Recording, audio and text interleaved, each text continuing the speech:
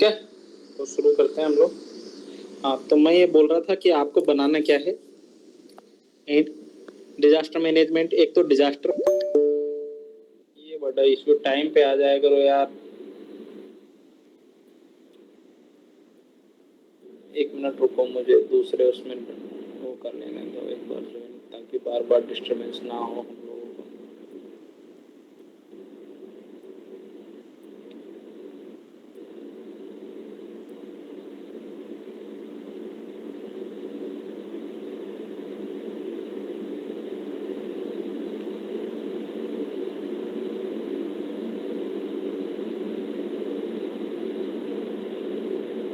एक मिनट है।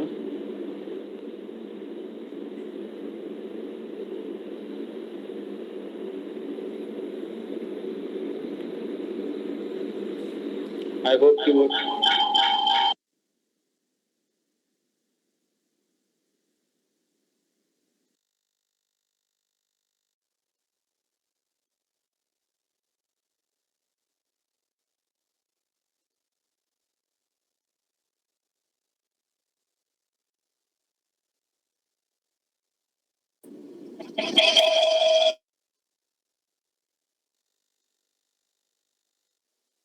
ठीक है। अब जो नहीं आएगा बाद में देखते रहेंगे, जो आएगा तो ठीक है, नहीं आएगा तो टाइम पे आना चाहिए। पहले ऑलरेडी मैं बता चुका हूँ, तो रोज रोज लेट नहीं कर सकते, ठीक है। तो यहाँ से हम लोग बात शुरू कर रहे थे कल वाली चीजें।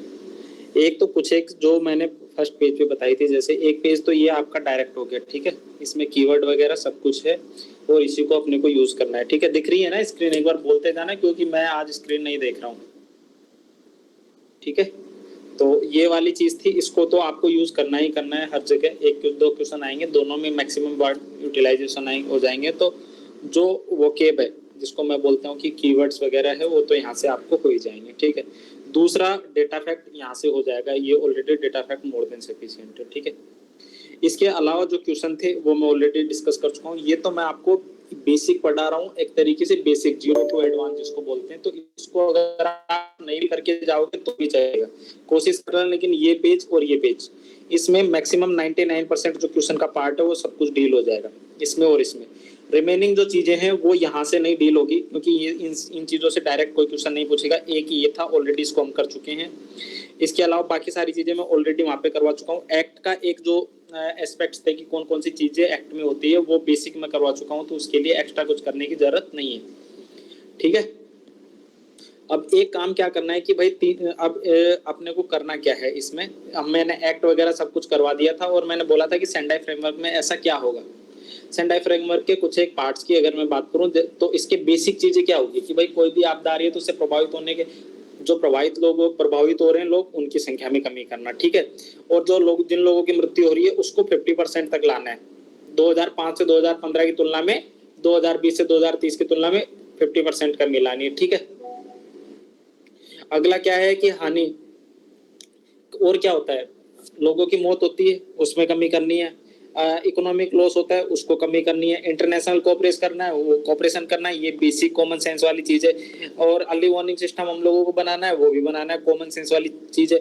और इंफ्रास्ट्रक्चर, रिजिलेंट इंफ्रास्ट्रक्चर बनाना है, बेसिक सारी चीजें जो हम लोग कॉमन सेंस से कर सकते हैं, ठीक है। वही बेसिक सारी चीजें हैं कि भाई हम लोगों को सबसे पहले क्या करेंगे, आपदा आएगी तो आपदा प्रभावित क्षेत्र का मानचित्रण करेंगे। उसके बाद क्या करना है, पूर्व चेतावनी प्रणाली लाएंगे। उसके बाद क्या करना है, मेरे को लग रहा है कि मेरे को देख ही लेना चाहिए खुद को, क्योंकि ऐसे बोलने से तो आप लोगों को कुछ फायदा मिलेगा नहीं। एक मिनट है ना।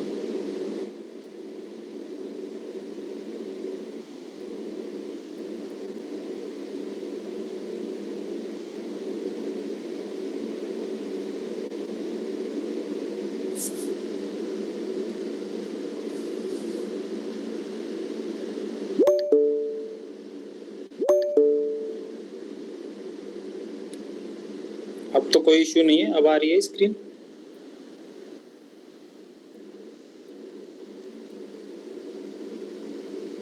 आवाज तो इको नहीं कर रही ना मेरी, क्लियर है, राइट? हाँ तो ठीक है। अब मेरे को भी स्क्रीन दिखती रहती है ना, तो मेरे को भी लगता है कि ठीक चल रहा है काम। हाँ, दूसरा हम लोग क्या कर रहे थे, मृत्यु दर में कमी वाली चीज हम लोग देख चुके थे। तो बेसिक जो 5 पॉइंट है, कि भाई प्रभावित लोग, उनकी संख्या कम करनी है, डिजिटल इंफ्रास्ट्रक्चर बनाना है, अगला क्या करना है, मृत्यु लोगों की हो रही है उसको कम करना है, उसके बाद क्या है, इंटरनेशनल कोऑपरेशन बढ़ाना है, उसके बाद क्या करना है, जो प्राइमरी भाई सूचना प्रणाली बनाएंगे तो डिजिटल इंफ्रास्ट्रक्चर भी बनाएंगे ना, कॉमन सेंस वाला जो साइकिल है, बस वही सारी चीजें हैं और वही 7 पहले हैं जिसका इसका टारगेट है। आई होप की चीजें क्लियर होगी आपके पास, लिखने के लिए मोर देन सफिशिएंट है। कोई ऐसा है जिसको नहीं समझ में आ रहा अभी तक जो मैं पढ़ा रहा हूँ? डिजास्टर मैनेजमेंट के दोनों क्वेश्चन डील कर लोगे ना भाई इतने से अच्छे से, मतलब मैं मान के चल रहा हूँ कि अगर 10 नंबर 30 नंबर 25 नंबर का अगर डिजास्टर मैनेजमेंट आता है तो आप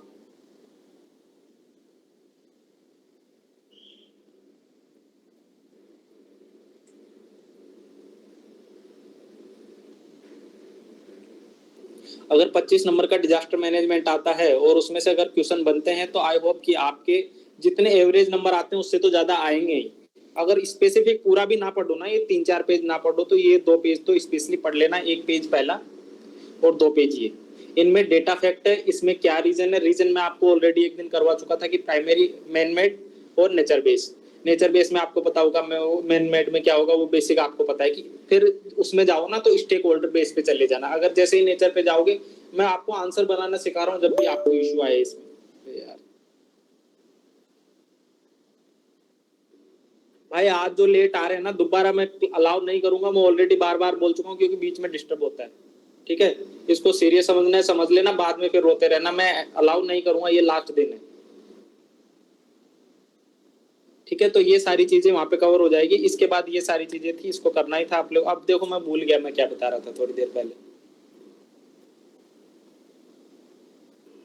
ठीक है, तो ये वाला डेटा फैक्ट आपके लिए मोर देन सफिशियंट है एग्जाम के पॉइंट ऑफ व्यू से। मैं आपको पॉइंट बनाना सिखा रहा था। तो पॉइंट बनाना कैसे सिखा रहा था कि एक तो किसी भी चीज के कारण और चुनौतियां, ठीक है, एक तो होंगे मानव जनित, एक होंगे प्राकृतिक, ऐसे लिखना है। अब जैसे प्राकृतिक आ जाए या मानव जनित आ जाए ना, तो अब इसके स्टेक होल्डर बेस पे चले जाना। अब जैसे कि मैं बात करूं भूस्खलन की, ठीक है, 2 बार क्वेश्चन आया 2021 में, तो मैं एक का एग्जांपल देके आपको बता रहा हूं, बाकी आप अपने अनुसार इसका फॉर्मेटिंग करने की कोशिश करना। अगर नहीं आया तो मेरे पास आ जाना ऑफलाइन, ठीक है, और फिर भी इश्यू तो ऑनलाइन मेरे को बता देना, नेक्स्ट सेशन ले लेंगे। लेकिन अगर मैं भूस्खलन की बात करूं तो प्राकृतिक स्टेक होल्डर क्या है? चट्टानी संरचना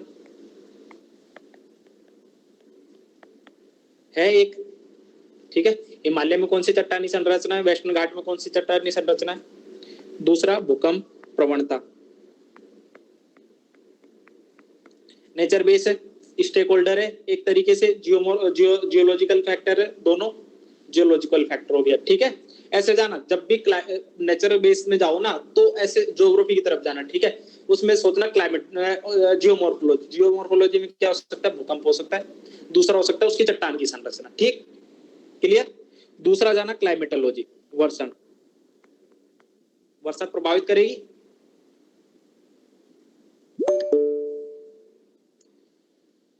इसकी तो बहुत बड़ी क्लास लेने वाला हूँ। अरे यार क्या भाई, नींद में रहते हो क्या? 9 बजे का टाइम दिया होता है यार, 9 बजे आया करो।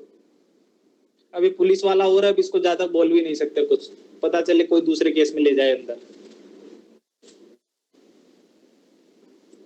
ठीक है, दूसरा वर्षन। नमस्कार सर। अरे यार प्रमोट टाइम से आया करो भाई, मैं भूल जाता हूँ मैं पढ़ा के आ रहा हूँ, फिर बच्चे बोलते हैं, गालियां देते हैं, इनके 40 दिन वैसे बचे एग्जाम के यार। ओके ओके, है ना, आगे से टाइम पे आना और जेल एल में मत लेके जाना, बाकी टाइम पे आना यार नेक्स्ट टाइम से। मेरे को तो छोड़ देना, ठीक है, बाकी काम का आदमी है यार ये बहुत, इसने अभी मैं बता नहीं सकता, बाद में बताऊंगा। ठीक है, मैं शुरू करता हूँ, नहीं तो फिर कहानी अलग वे में चली जाएगी। चट्टानी संरचना, ठीक है, जियोमॉर्फोलॉजिकल उसमें चले गए। उसके बाद क्लाइमेटोलॉजिकल में आ गए। क्लाइमेटोलॉजिकल में क्या आ जाएगा, वर्षाएं प्रभावित करेगी। इसके अलावा अगर मैं तटीय क्षेत्रों की बात करूं तो प्रबंधन में आ गया, तो तटीय क्षेत्रों में क्या आ जाएगा, चक्रवात आ जाएगा, चक्रवात आ जाएगा ना वहां पे, लेकिन यहाँ पे चक्रवात प्रभावित नहीं करेगा। ठीक है, वर्षण हो गया एक रीजन। ठीक है, उसके अलावा फिर आ जाते हैं ओशनोग्राफिक। ओशनोग्राफिक तो यहाँ पे कुछ बनने से रहा। ठीक है, लेकिन अगला क्या हो सकता है, पर्यावरण भूगोल, और वहां पे वनावरण है ना भाई, एक रीजन। भाई वनावरण जहाँ पे ज्यादा होगा, वनों की डेंसिटी जहाँ पे ज्यादा होगी वहां पे भूस्खलन कम होंगे, लेकिन जैसे ही वनों की डेंसिटी काट देंगे अपन लोग तो वहां पे भूस्खलन जाना होने की ज्यादा संभावना हो जाती है। बताऊं क्यों? समझ में आ रहा है ना क्यों? ये तो पता होगा ना कि भाई जो जड़ें होती है, जड़ें कमजोर होती है, मिट्टी को रोक के रखती है, जैसे अटा टूट चला जाएगा।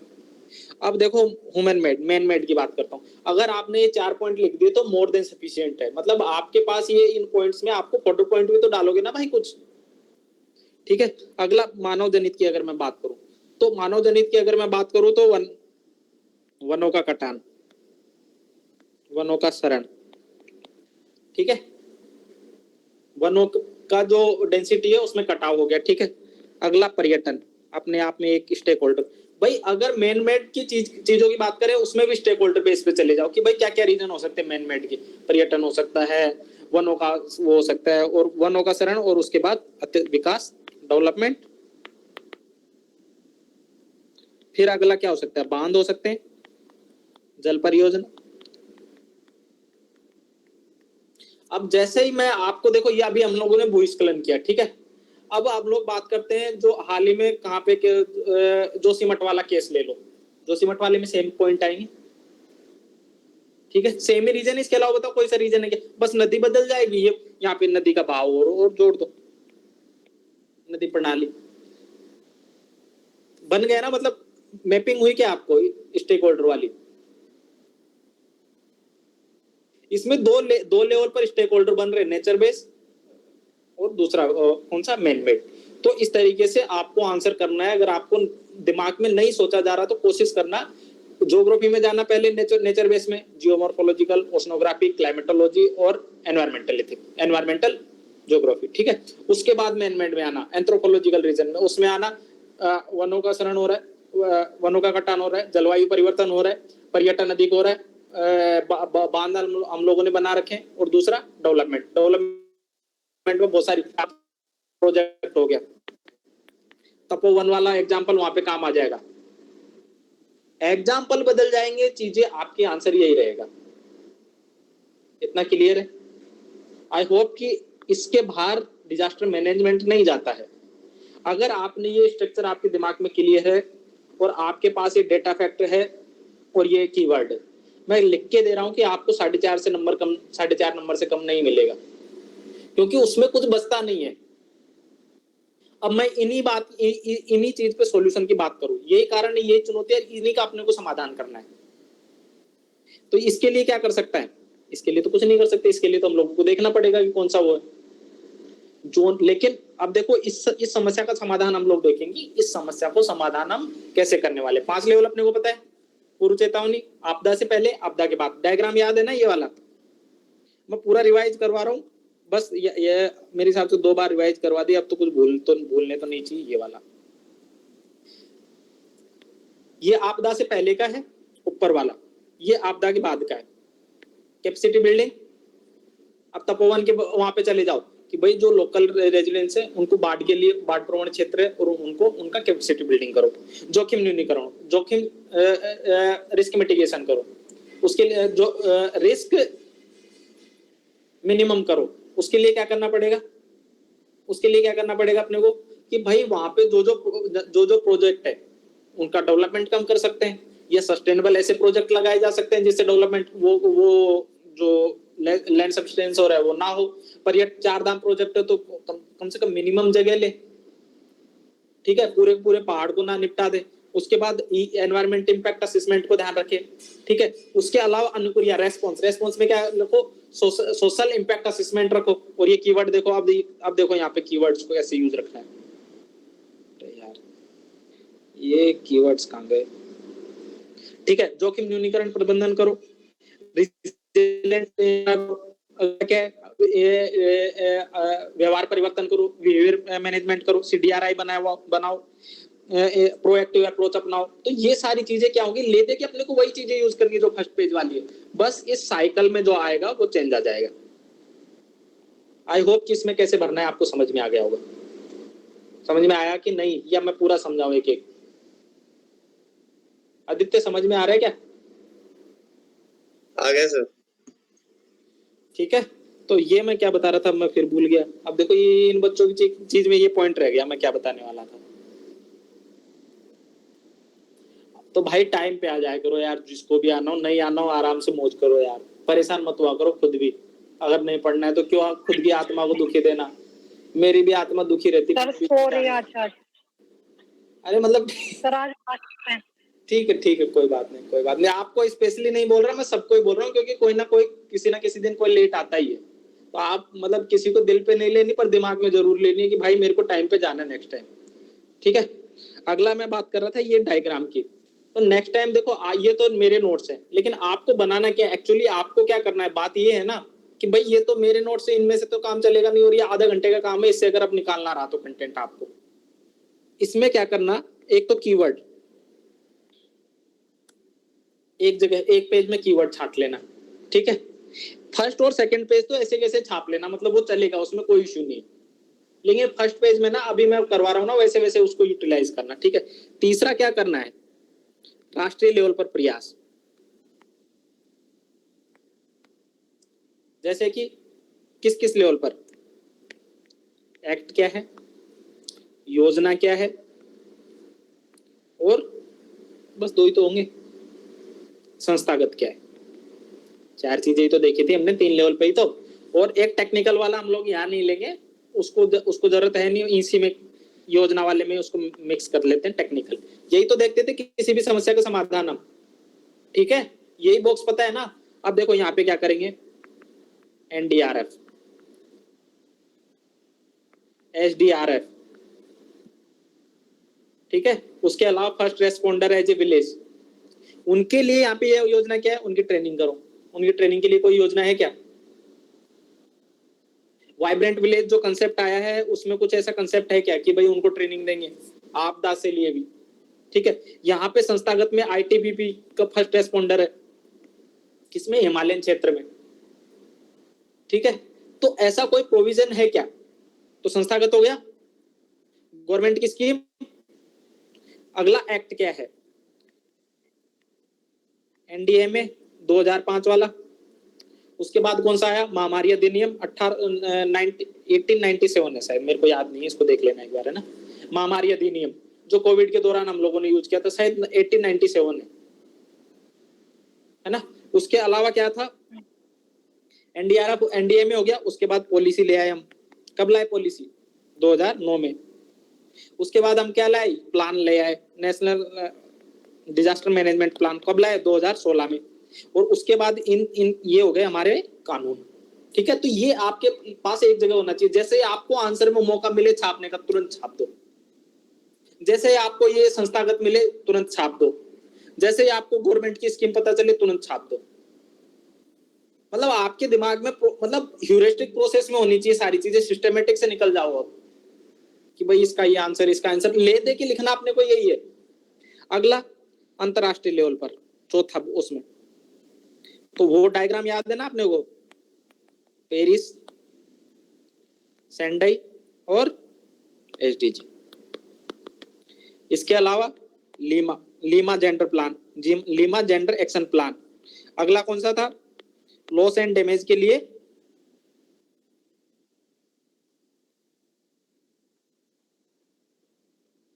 का नाम याद नहीं आ रहा यार, क्या था,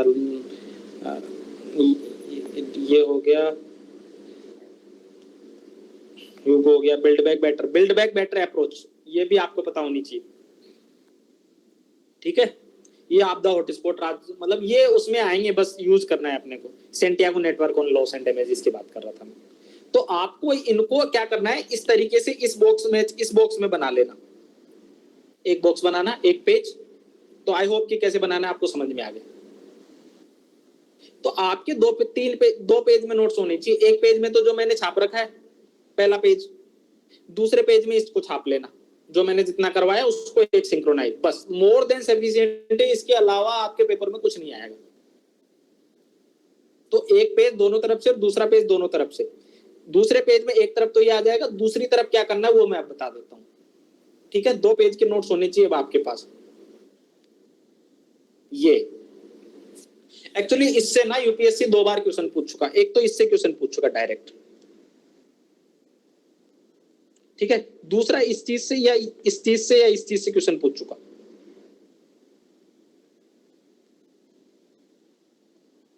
शुरू करें इसको?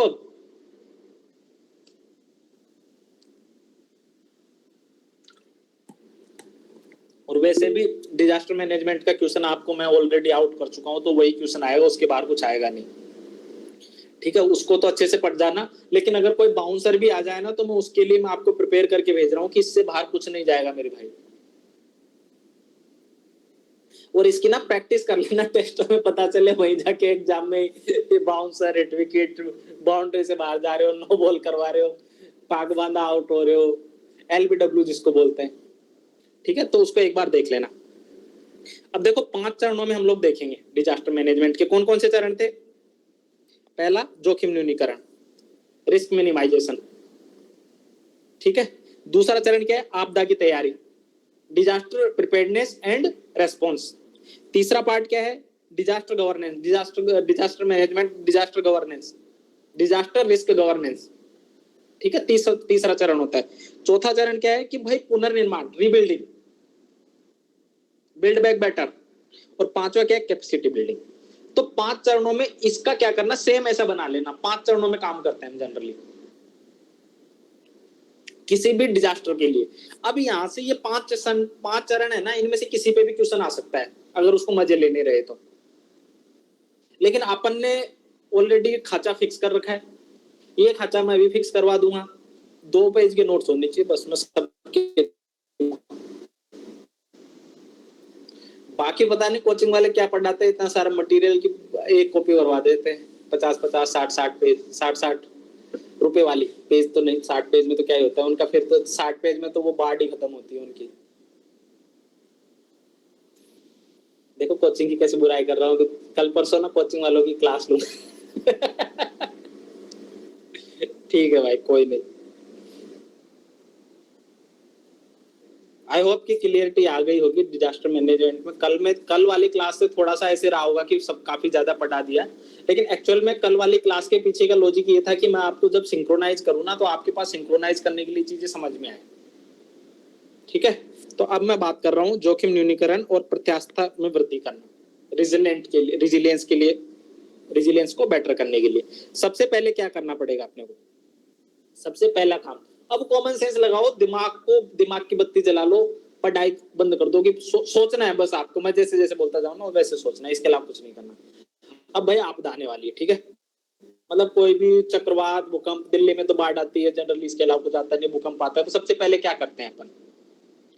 जोखिम की प्रकृति, भूकंप ज्यादा आते हैं दिल्ली में, ऐसे समझो भूकंप पे क्वेश्चन आने के चांसेस है, तो भूकंप की वो करते हैं। ठीक है, भूकंप पे पूरा चलेगा अपना ये आंसर। ठीक है, पहली बात समझो, सबसे पहले अपन क्या करते हैं? जोखिम की प्रकृति की जानकारी करते हैं कि भूकंप आता है तो भूकंप के क्या क्या सिम्टम्स है, भूकंप आने के बाद क्या क्या किया जाना चाहिए।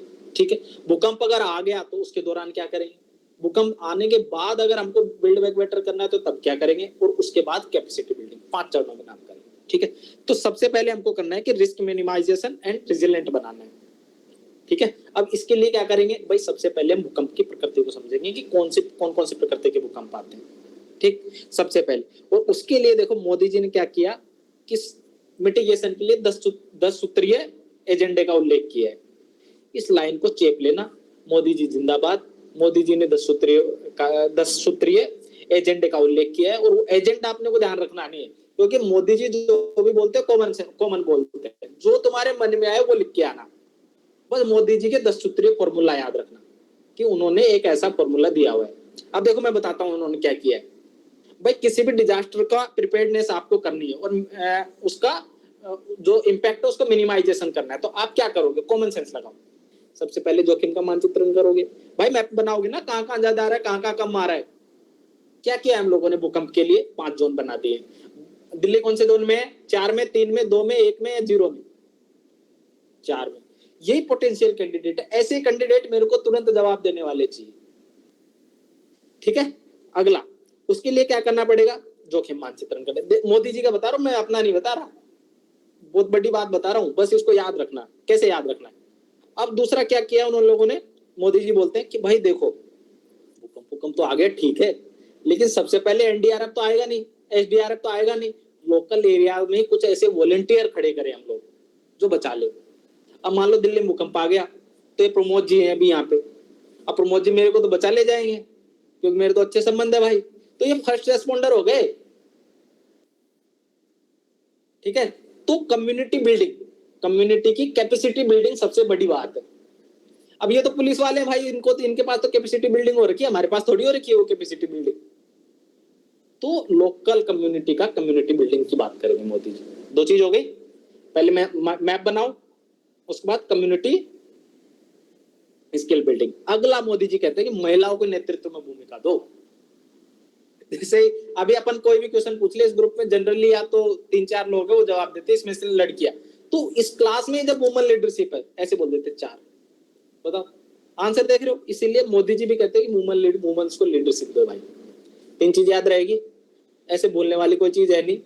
जो तुम्हारा मन में आए वो ही लिख के आना, ठीक है। और जिसको ज्यादा दिक्कत हो वो अपनी गर्लफ्रेंड को याद करके देख लेना कि भाई वो फर्स्ट रेस्पॉन्डर होती है, ठीक है।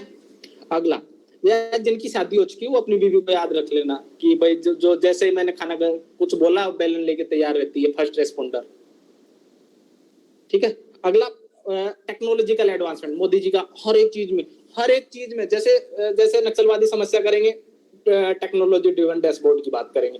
हर एक चीज में मोदी जी टेक्नोलॉजी की बात करते हैं। जहां पे भी तुमको मोदी जी ने कुछ बोला हो, समझ लेना कि टेक्नोलॉजी तो बोला ही बोला है, ठीक है।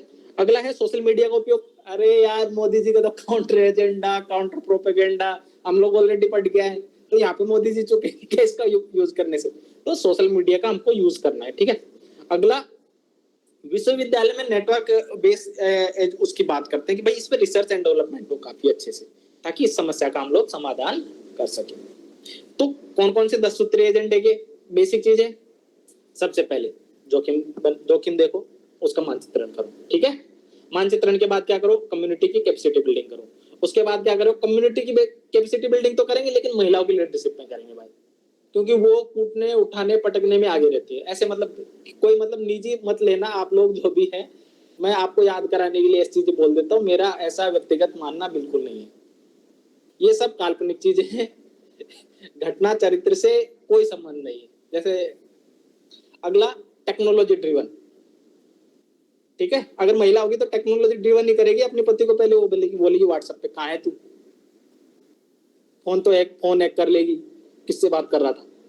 तो टेक्नोलॉजी ड्रिवन, ठीक है। अगला, सोशल मीडिया का यूज करेंगे ही ना भाई, कॉमन सेंस। मोदी जी तो सोशल मीडिया का उपयोग। अगला, जो भी विश्वविद्यालय का वो है उसको करना है। अगला फिर डाल देना कि भाई फंड को वो करना है, राइज को करना है, जो फर्स्ट रेस्पॉन्डर है उनका वो करना है। 4-5 टॉपिक अपने आप से बना देना। पूरा क्वेश्चन आएगा नहीं, लेकिन अपने को मिटिगेशन के उपाय तो यही करने।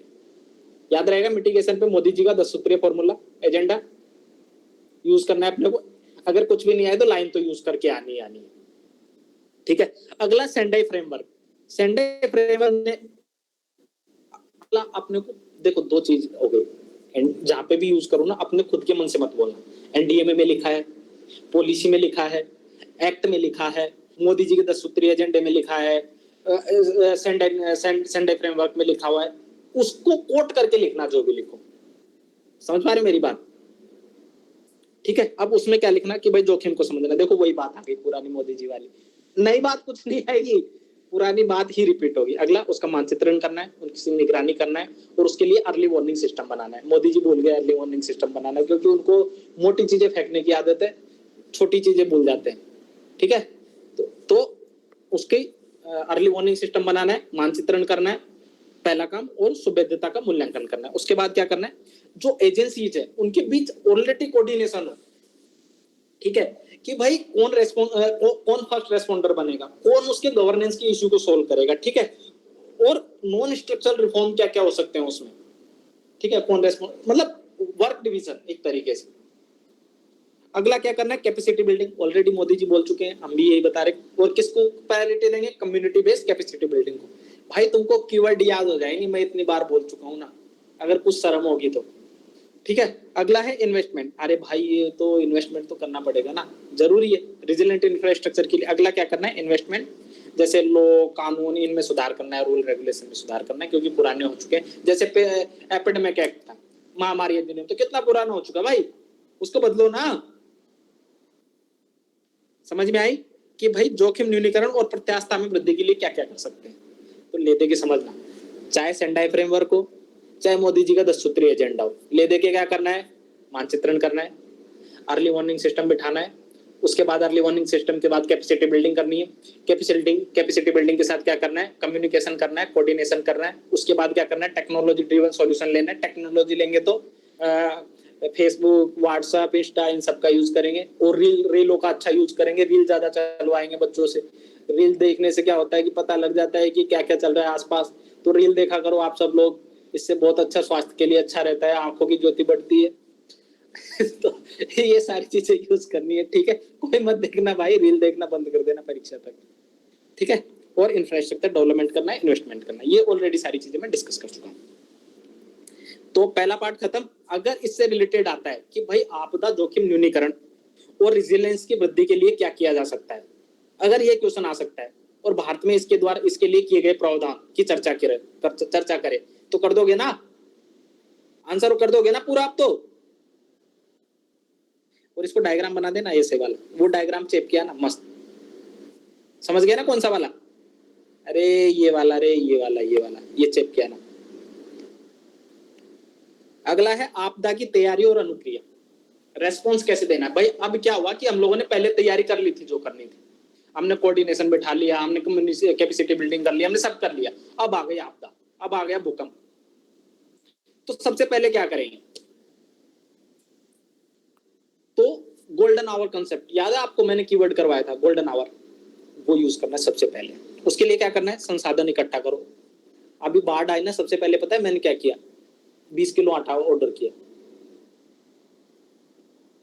तो ये है संसाधनों का एकत्रीकरण, कि भाई बाढ़ आ जाएगी दिल्ली में, मैं कैसे, मैं तो मर जाऊंगा।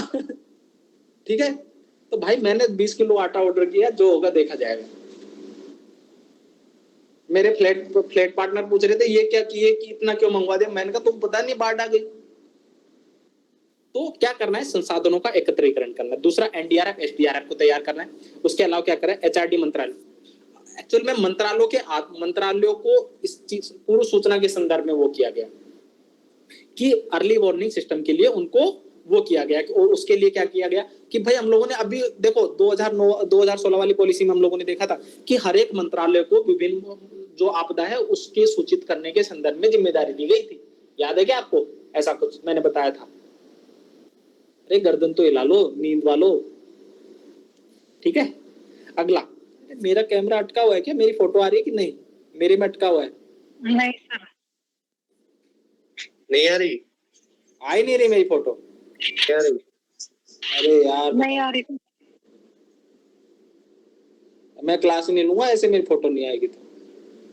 ये तो पहचान की संकट वाली बात हो गई, ठीक है। अगला हम लोगों को क्या करना है भाई, अर्ली वार्निंग सिस्टम ऑलरेडी हम लोग बना चुके थे, संसाधनों का एकत्रीकरण कर चुके थे। जैसे आपदा आई हम लोगों ने क्या किया, संसाधनों का एकत्रीकरण कर लिया। उसके बाद हम लोगों ने क्या किया, एनडीआरएफ एसडीआरएफ को तैयार कर दिया। अब मैं बोलूंगा हाँ भाई प्रमोद तैयार हो जा, बाढ़ आ गई मेरे को बचाने के लिए आ जाना, तो एसडीआरएफ एनडीआरएफ तैयार हो गए, ठीक है। उसके बाद क्या करना है, विभिन्न मंत्रालयों को चेतावनी प्रणाली ऑलरेडी देते हैं।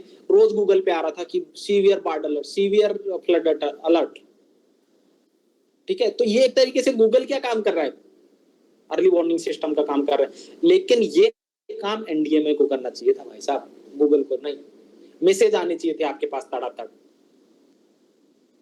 अगला, नेशनल इमरजेंसी ऑपरेटिंग सेंटर बना रखा है गवर्नमेंट ऑफ इंडिया ने। वो क्या करता है, एक नेशनल इमरजेंसी ऑपरेटिंग सेंटर। अब भाई सब लोग आपदा आ गई, ठीक है। अब मान लो कोई भी जो अधिकारी है वो तो विभिन्न लेवल पर कोऑपरेशन होगा, एक जगह तो कोऑपरेशन होगा नहीं, तो उसके लिए कोऑर्डिनेशन सेंटर होना चाहिए नेशनल लेवल पर। अब मान लो महाराष्ट्र में अभी चक्रवात आया विपर्जोय, ऐसे समझो, अब विपर्जोय चक्रवात आया, उड़ीसा में भी आया और उधर गुजरात में भी आया। तो अगर एक नेशनल कोऑर्डिनेशन सेंटर होगा तो जिस तरीके का आपदा प्रबंधन उड़ीसा ने किया होगा वैसा ही आपदा का प्रबंधन गुजरात कर सकता है, लेकिन उसके लिए कोऑर्डिनेशन चाहिए, राइट। समझ पा रहे हो मेरी भावना, ठीक है। अगला समझो, ऐसा ही स्टेट इमरजेंसी ऑपरेटिंग सिस्टम होना चाहिए। भाई स्टेट के अंदर भी तो दो जिलों में आ सकती है सेम स्थिति। भाई दिल्ली में होता तो, अगर इधर नेहरू विहार में बाढ़ आ गई तो क्या कौन सी ओखला में भी तो पता होना चाहिए ना कि भाई तुमको क्या करना है, अगर उधर आ गई तुम्हारे पास आ गई तो तुमको क्या करना है। राइट। अगला वैसा ही डिस्ट्रिक्ट इमरजेंसी ऑपरेटिंग सिस्टम होना चाहिए जो अर्ली वार्निंग सिस्टम की तरह काम करे, आपदा के दौरान की बता रहा हूं। उसके बाद 3 लेवल पे काम करना है, मनी, मैन पावर और मटेरियल, तीनों चीजें होनी चाहिए अपने पास। पैसा तो जेब में चाहिए तभी तो जीवन चला पाओगे, तो उसको बचाओ पहले।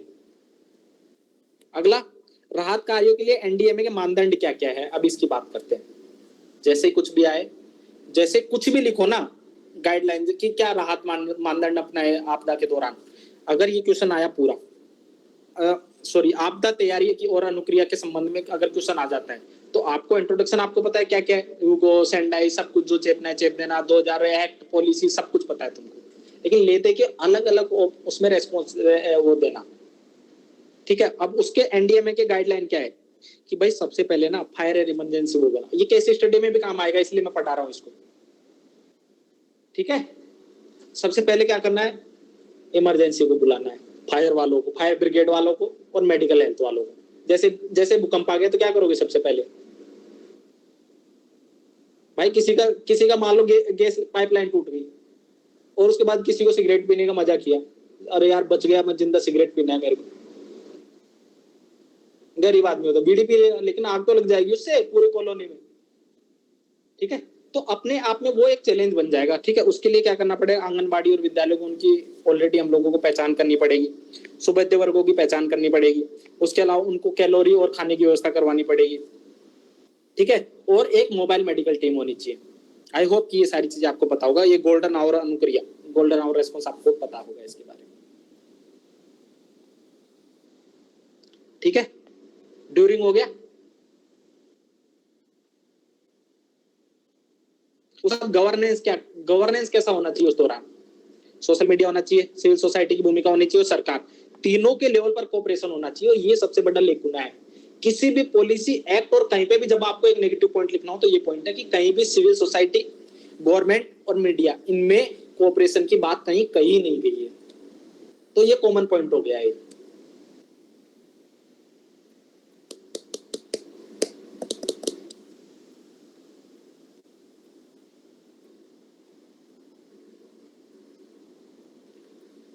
ठीक है, अगला मीडिया सिविल सोसाइटी हो गया, उसके लिए कुशल प्रबंधन के क्या चाहिए, शिकायत निवारण तंत्र, ये हर जगह आएगा गवर्नेंस में। जहां पे भी गवर्नेंस का कोई क्वेश्चन आया उसमें ये तो छापना ही छापना है कि शिकायत निवारण तंत्र तो मांगता है हमको। हालांकि गवर्नेंस में अलग से करवाऊंगा वैल्यूएडिशन, वहां पे अलग चीजें होंगी, लेकिन अभी यहाँ पे ठीक है, आवधिक समीक्षा हो, दायित्व निर्धारित और कार्य आवंटन पहले से हो, फिक्स हो। भाई पहले पता होना चाहिए ना कौन क्या क्या काम करेगा, वो ऑलरेडी मैं आपको पहले बता चुका था। तो ड्यूरिंग, तो कीवर्ड याद रखना, डिजास्टर रिस्क गवर्नेंस बेटर करना है हमको, ये लाइन तो चेप के आनी है वे फॉरवर्ड में।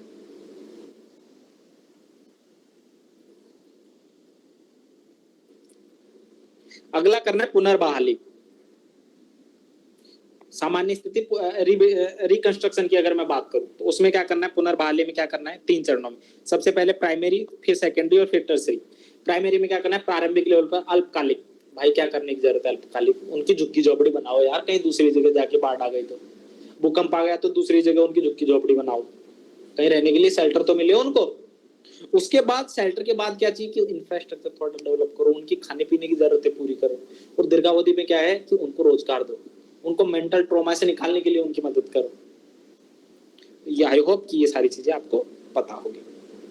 अगला है बिल्ड बैक बेटर बनाना है, जरूरतों को आकलन के अनुसार। उसके बाद पुनर्वास किस किस लेवल, देखो जब भी आप रिहेबिलिटेशन करेंगे ना, जब भी आप पुनर्वास करेंगे तो कुछ एक सर्टेन एरियाज ध्यान रखना केस स्टडी में भी, क्योंकि वहां पे हम लोग क्या है एक सिंगल डायमेंशन सोच लेते हैं कि भाई रोटी कपड़ा मकान नहीं चाहिए, अगर हम लोगों को दूसरी जगह उनका पुनर्वास करवाना है तो हमको बस बेसिक नीड, लेकिन वहां पे उनका मेंटल पीस, ठीक है, मतलब मेंटल मनोवैज्ञानिक पुनर्वास चाहिए, आर्थिक पुनर्वास चाहिए, उनको रोजगार भी चाहिए रोटी कपड़ा मकान के साथ।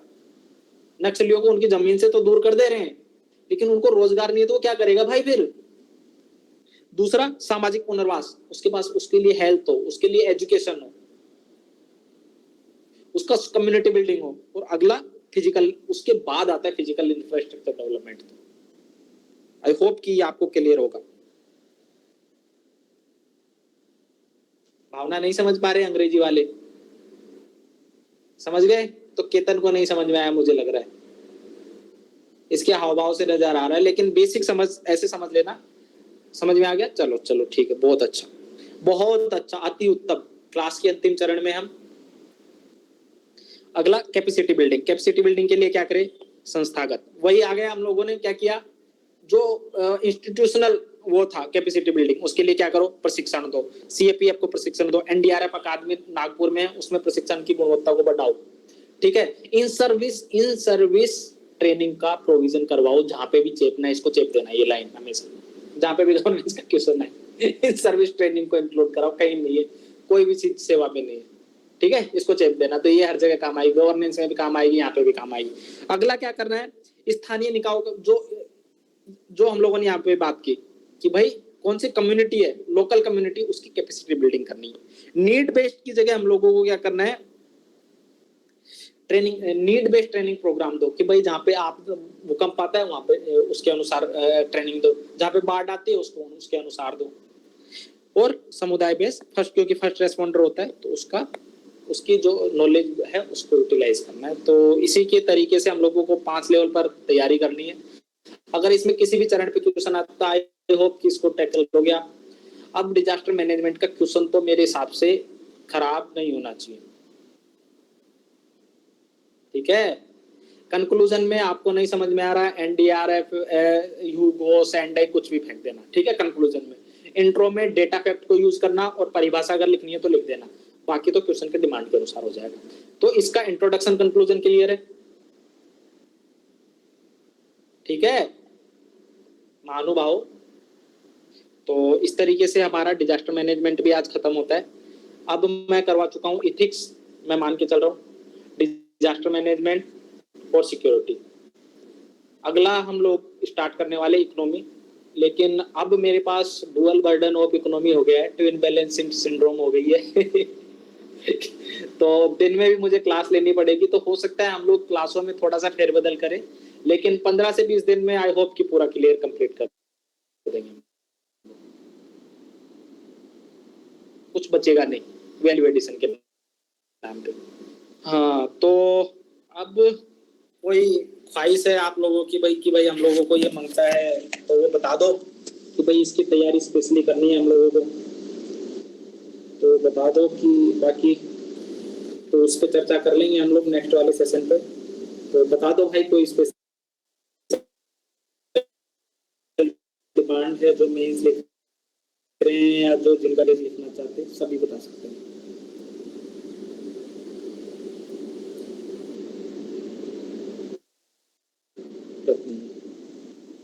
ठीक है, जो समस्या है केस स्टडी करेंगे भाई, केस स्टडी जल्दी करेंगे हम लोग। आप केस स्टडी का फॉर्मेट करेंगे बस, बाकी केस स्टडी में ऐसा कुछ है नहीं। लेकिन कीवर्ड मैं पूछूंगा जिस दिन केस स्टडी करूंगा, एथिक्स का एक कीवर्ड पूछूंगा कि यहाँ पे कौन सा कीवर्ड यूज करेंगे। इंटरेक्टिव सेशन रहेगा वो, ये याद रखना जो भी सेशन में आया मेरे में। ठीक है, बाकी आई होप कि डिजास्टर मैनेजमेंट 4 पेज में बन जाएगा, इसके अलावा कुछ आएगा नहीं, और आप बहुत धूमधाम से करके आओगे इसको। तो मैं चलूँ अब? ठीक है, बाकी आप लोग मेंस का पेपर शुरू करो कल से, सिमुलेटर 1, और मेरी क्लास तो ले ही सकते हो, उसके साथ कोई इशू नहीं रहेगा। मैं तो वैसे भी पकाता ही हूँ, तो कोई दिक्कत रहती नहीं ज्यादा। ठीक है, चलो चलते हैं, फिर मिलेंगे। और बाकी जो आंसर नहीं भेज रहा भाई, आंसर मांगता है मेरे को, नहीं तो नेक्स्ट क्लास में अनुमति नहीं दूंगा। ठीक है सर, पिछली बार भी तो नहीं भेजी मैंने नोट्स, जिन्होंने मेरे को रिप्लाई नहीं दिया, अभी तक नोट्स नहीं भेजी किसी को भी। उन्हीं को नोट्स गए हैं जिन्होंने रिप्लाई दिया है। तो जो आंसर भेजेगा उन्हीं को अब अगले वाले नोट्स में भेजूंगा, नहीं तो आराम करो, मजे करो।